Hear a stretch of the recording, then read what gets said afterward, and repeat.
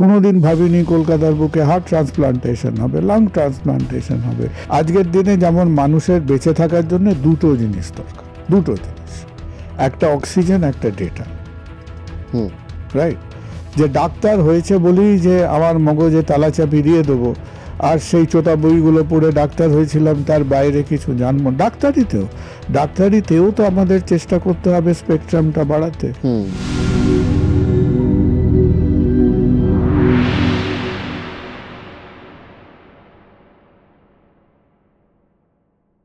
শুধুমাত্র একজন চিকিৎসক হিসেবে না, মাঝে মাঝে সঞ্চালকের ভূমিকাতেও দেখেছি। তো এই ব্যস্ততার রুটিনের মধ্যে, কারণ আমি ব্যক্তিগতভাবে বহু মানুষকে আপনার কাছে তারা হৃদরোগের চিকিৎসা করতে যেতে চায় ইত্যাদি ইত্যাদি শুনি, আবার সবার থেকেই শুনেছি ডাক্তারবাবু খুব ব্যস্ত। তো এই ব্যস্ততার মধ্যেও আপনি অন্যান্য দিকেও যথেষ্টভাবে ইনভলভ, এবং ইনফ্যাক্ট উনি সকাল সকাল 9টার সময় আমাদের এখানে চলে এসেছেন। এই এনার্জিটা আপনি পান কি করে, এক নম্বর প্রথম কথা। দ্বিতীয় কথা হচ্ছে, আপনি কেন চিকিৎসার বাইরেও এত দিকে ইনভলভ, আপনার কি মনে হয়?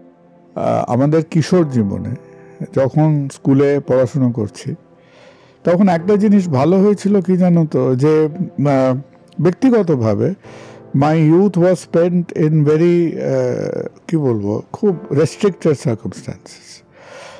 তো আমার বাবা খুব অল্প বয়সে মারা গেছিলেন। বাইরের থেকে দেখে মনে হতো হ্যাঁ একটা মধ্যবিত্ত পরিবার চলে যাচ্ছে, কিন্তু মা খুব কষ্ট করে আমাদের বড় করেছিলেন।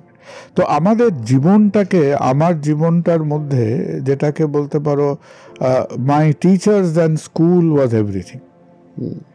আর আমার স্কুলের মধ্যে যেটা একটা ভালো জিনিস ছিল, মুখস্থ করো আর গ্যার করে বলো, মানে commit and vomit, vomit and commit, এই সাইকেল থেকে বেরিয়ে আমাদের টিচাররা সেই সময় আমাদের একটা ব্রেডথ অফ ভিশন দিত। তো সেইখান থেকে আবার খুঁজে কিছু for a long time in life, যে আমি হিস্ট্রি করব না মেডিসিন করব। আচ্ছা, হ্যাঁ। এবং সত্যি কথা বলতে I can probably argue at the same breath on the two subjects. তো আমি আমার অনেক হিস্টোরিয়ান বন্ধু বান্ধবদের বলি যে I have forgotten more history than you have read. Jokes apart, তো ফর দ্যাট আমাদের মধ্যে যে একটা কৌতূহল ছিল, এবং আমাদের ওই স্কুলের বাইরে, স্কুলেই আমাদের পড়াশুনো, স্কুলেই আমাদের আনন্দ, এই ডিবেট করছি, এলোকিউশন করছি, অমুক করছি, খুব জেনারেল নলেজ কুইজ করতাম। তো একটা কৌতূহল ছিল, and this curiosity gave us a lot of pleasure. হ্যাঁ। তো এখন আমি সকালবেলা উঠলে, আগে ধরো খুব রাত্রিবেলা 2-3টে অবধি জেগে থেকে করতাম, এখন খুব একটা রাত জাগি না, সকালবেলার দিকে I catch up with a lot of things. যে লোকে বলে politics is what? Politics is history in the current Ira. Exactly, যেটা কালকে ইতিহাস হিসেবে লেখা হবে। যেটা আজকের পলিটিক্স, সেটা হচ্ছে ভবিষ্যতের হিস্ট্রি। রাইট? আমার মধ্যে একটা পলিটিক্যাল সেন্স আছে, আমার মধ্যে কিন্তু কোনো পলিটিক্যাল কমিটমেন্ট নেই। আমার বন্ধু বান্ধব etcetera over a wide sphere of রেঞ্জে আছে। সো আমার মধ্যে একটা এখনো I live on my curiosity. আজকের দিনে যেমন মানুষের বেঁচে থাকার জন্য দুটো জিনিস দরকার, দুটো জিনিস, একটা অক্সিজেন, একটা ডেটা। রাইট? তুমি 2 দিন না খেলেও হবে, কিন্তু তোমাকে যদি 20 মিনিট অক্সিজেন বন্ধ করে দিই আর 10 মিনিট ডেটা বন্ধ করে দিই, তোমার মারাত্মক অসুবিধা। So this are the 2 fundamental parts of human metabolism. তো উই হ্যাভ মেনটেন। আমার এই 2 দিন আগে কলকাতায় একটা জায়গায় বসে জর্জ অরওয়েলকে নিয়ে একটা 2 ঘন্টার ডিবেট হলো। হ্যাঁ, জর্জ অরওয়েলের 1984 নিয়ে। তো তার মধ্যে হিস্টোরিয়ানরা ছিলেন, লিটারেচার। তো সেখানে আমি দেখলাম যে আমি একজন ছাপোসা, আর লোকে যে বোকা ডাক্তার, এই ডাক্তারি ছাড়া কিছু জানে না। মেডিকেল কলেজ থেকে I was very allergic to this concept. তো আমি হয়তো বলতে পারো যে আমার যে ছেলেবেলার থেকে একটা কৌতূহল ছিল, হিস্ট্রি নিয়ে ছিল, কারেন্ট অ্যাফেয়ার্স নিয়ে ছিল, বাঙালি গান, Rabindranath, Vivekananda etcetera, contemporary life, সেটা আমি মেনটেন করার চেষ্টা করি। যে ডাক্তার হয়েছে বলেই যে আমার মগজে তালাচাবি দিয়ে দেবো আর সেই চোতা বইগুলো পড়ে ডাক্তার হয়েছিলাম, তার বাইরে কিছু জানবো। ডাক্তারিতেও তো আমাদের চেষ্টা করতে হবে স্পেকট্রামটা বাড়াতে। আমরা কলকাতায় সেই ভিখারি সাহেবের মতো ঘুরে বেড়াতাম, একটা বাইপাস করব, ভ্যালভ করব। এখন চারিদিকে সেই কাজটা করতে করতে আমরা আরও অ্যাডভান্সড কাজ করার, কোনোদিন ভাবিনি কলকাতার বুকে হার্ট ট্রান্সপ্লান্টেশন হবে, লাং ট্রান্সপ্লান্টেশন হবে, কি আমরা জীবিত অবস্থায় সেটা দেখে যেতে পারবো।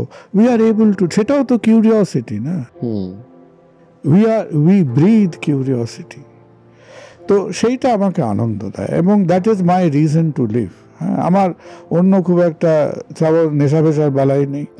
আর আমি I M a very limited social person.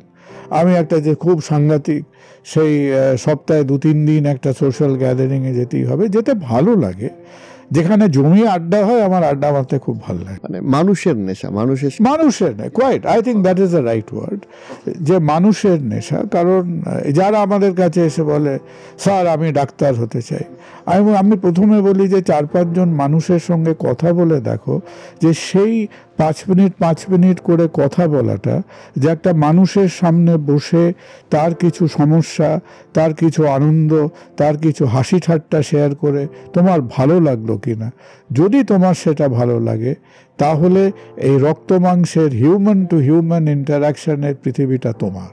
Definitely fantastic. আচ্ছা, আপনার বক্তব্যের মধ্যে একটা জিনিস আমার খুব ইন্টারেস্টিং লাগলো।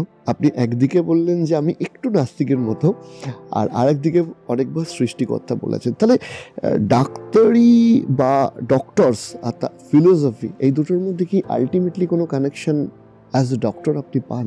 তুমি যে প্রশ্নটা করেছ তার উত্তরটা দিতে প্রায় 1 দিন লেগে যাবে। প্রথমত হলো ডাক্তার, হ্যাঁ, যে ফিজিশিয়ান, ডাক্তাররা কিন্তু মডার্ন মেডিসিন পৃথিবীতে, তাকে খুব সাবধানে নিজেকে আত্মপ্রকাশ করতে হয়েছিল।